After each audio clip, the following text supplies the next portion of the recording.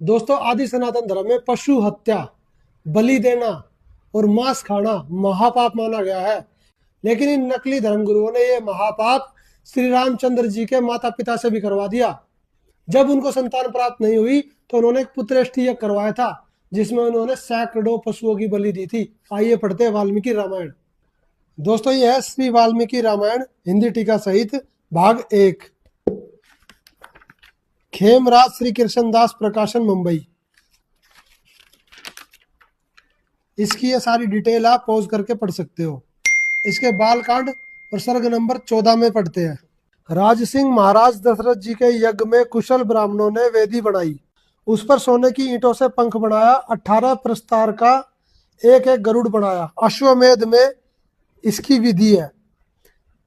यज्ञ स्थल में शास्त्र अनुसार देवताओं के लिए अनेक प्रकार के सर्प विहंगम दुर्गम स्थान किए और जलचर प्रभूति जंतु जहां तक इकट्ठे किए गए थे, यज्ञ कराने वालों ने उन्हें बलि देने के अर्थ यथास्थान में शास्त्र अनुसार बांधा। पहले कहे हुए खंभों में 300 पशु और महाराज का अश्वरतन यानी कि घोड़ा बंधा था।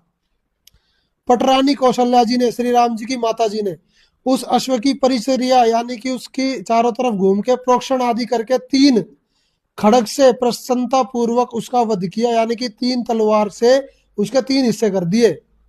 तदंतर कौशल्या जी वहां धर्म प्राप्ति की कामना से स्वस्थचित हो उस अश्व के निकट एक रात्रि तक रही।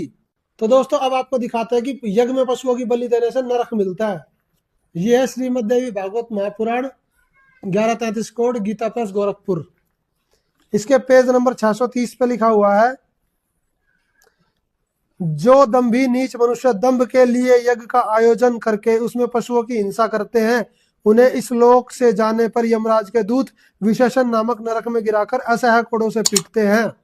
तो दोस्तों, इन नकली धर्मगुरुओं ने श्री राम जी के माता पिता को भी नरक का भागी बना दिया।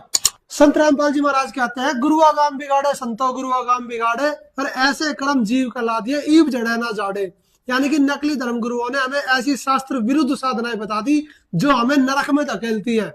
वास्तविक आदि सनातन धर्म का अगर आपको ज्ञान चाहिए तो यूट्यूब पे सर्च करें संत रामपाल जी महाराज, और वास्तविक आदि सनातन धर्म की जो भक्ति विधि है उसे प्राप्त करके अपना जीवन का मोक्ष करवाएं। सत्संग।